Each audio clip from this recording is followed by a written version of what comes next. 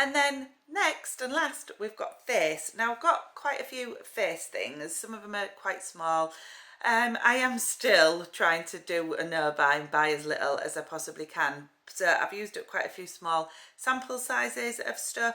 I'm going to start with cleansers. I used this one to begin with, which is the Decree Light Cleanse. It's a deluxe sample size. It has a pump action. It's one of those firming cleansers, but that firm in your hand, not on your face, if you've ever used any of those before. Very light, quite airy texture. I'm not generally a fan of firming cleansers. I like the odd one or two. I quite enjoyed this. I would probably buy it again. Did not leave your face feel stripped. It felt quite moisturising, quite hydrating and quite nice, but deluxe sample size of that. I've got a deluxe sample size of the Emma Hardy Moringa Cleansing Balm. Now, back in the day, the smell is delightful. Back in the day, probably about 10 or 12 years ago, I was obsessed with this cleansing balm. Absolutely obsessed with it. Quite expensive, full size, it's about 38 quid. And honestly, I loved it. I used to think it was brilliant. Now, I don't know if it is because I am older, my skin's changed, my skin is a little bit drier maybe than it was previously. I'm obviously older and wrinklier. But it also could be that because I just don't believe there is a better cleanser out there than the Clinique Take the Day Off. And I wouldn't buy it now. I enjoyed using this. It was a very generous sized pot. I think I've got another one of these upstairs in the stash. I enjoyed it. It removes makeup well. If you're using it to remove makeup, it's great if you like a second cleanse and you want to feel the product on your skin and go for a bit of a massage. It's got a lovely texture and it rinses absolutely clean, which is my number one priority with the cleansing balm. I liked it, but I didn't feel the love like I felt the love 10 years ago. I've just realised that I don't know if I bet I've bloody done this wrong. We might have a 2 video sitch here. My apologies if I have. I think I stopped it rather than paused it last time. Oh, we'll see when it comes to the end. Techno whiz as usual. I've got one last cleanser, which is this. It is the Melting Cleansing Balm from Simply. It's not from Simply Be. It's called Be. It's from Superdrug. It is, is there any traces there for you to see? It is a white solid cleansing balm, fragrance, not fragrance free, but doesn't have a strong fragrance. It's a wannabe, take the day off, it doesn't touch it, it's nowhere near. Also, it is really cheap. I think that pot was about £5 on offer. Don't last 5 minutes, you need loads of it to clean your face. False economy, wouldn't recommend it, don't buy it. So 3 cleansers, newish to me, well 2 brand new to me, 1 not used for years, tried this year, not a fan of any of them. As soon as I'm out of all the cleansers I've got upstairs, I will be hurtling back towards my one true love, which is the Clinique Take the Day Off.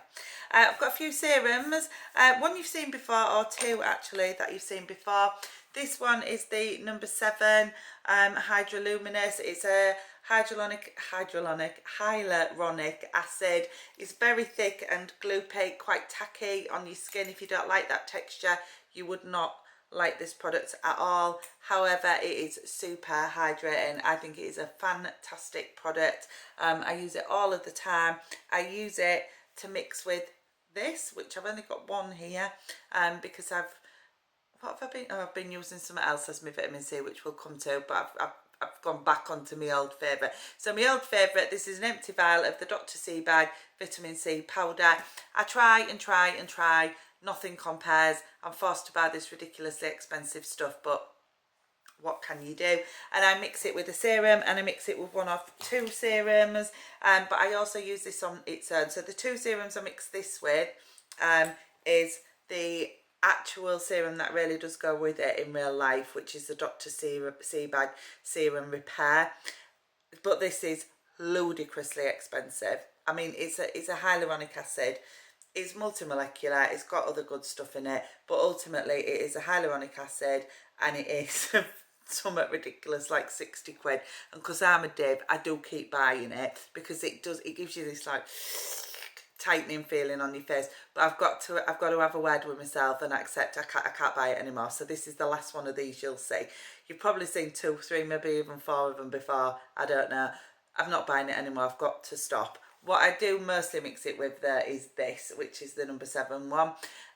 This is brilliant on its own as well. Although it's tacky, it gives you a great base under makeup if you want to put it on under your moisturiser SPF, or if you don't like a lot, you don't want a sticky moisturiser, but you want some hydration before maybe tinted where's your words? A tinted sunscreen. This would be brilliant. It's almost primer like, but super hydrating.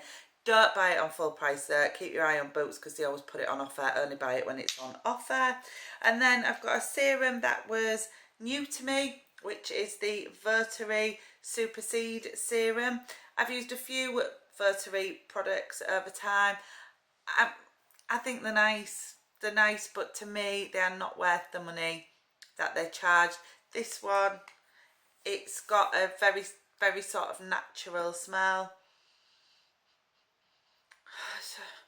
With a really slight sort of marzipan undertone.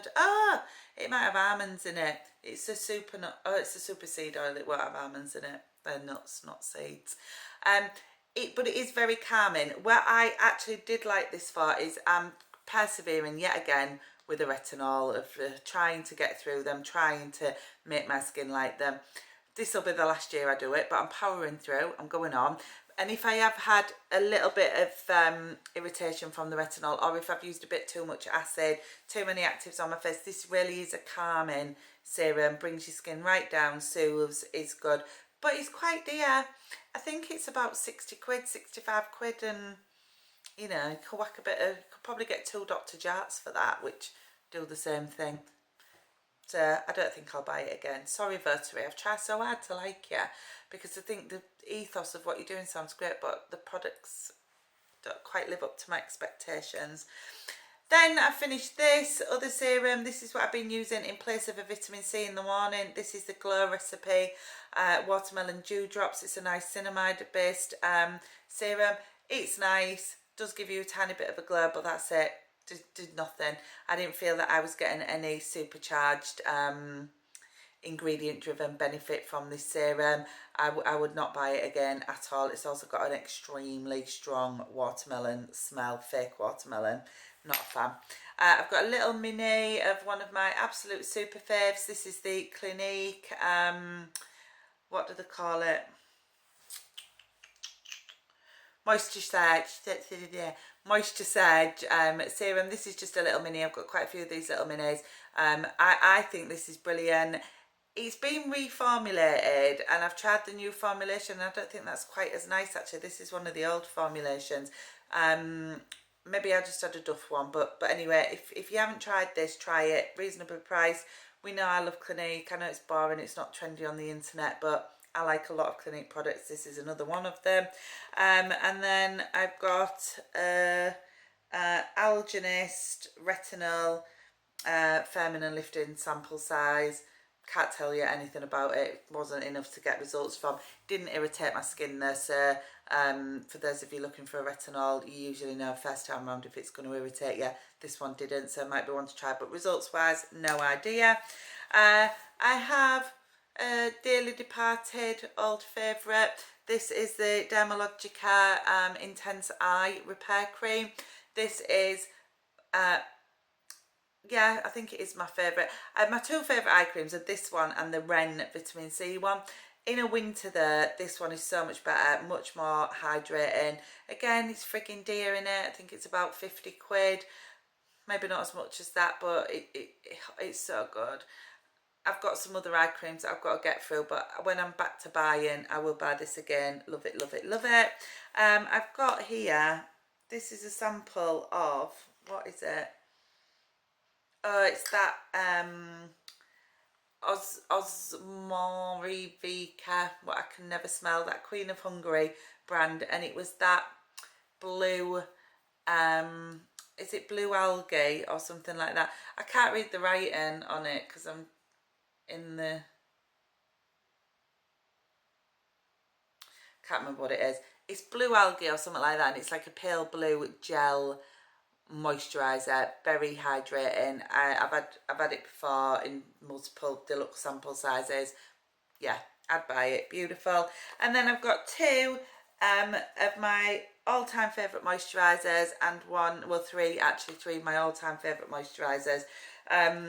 This one, tried, tested, old favourite, Clinique Take the Day Off. Excuse me. Not Take the Day Off, Emma, you're obsessed. Dramatically different.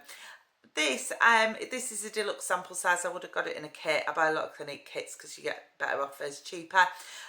This is a great moisturiser because what I tend to do more than anything is I try to take my makeup off as soon as I come home from work, as soon as I come in the house, and I do like a level of skincare then. So I'll wash my face, take my makeup off, and I'll usually put some sort of toning product, whether it's an active acid or it's a microbiotic essence, or something like that, or something that's going to go to work a little bit on my face.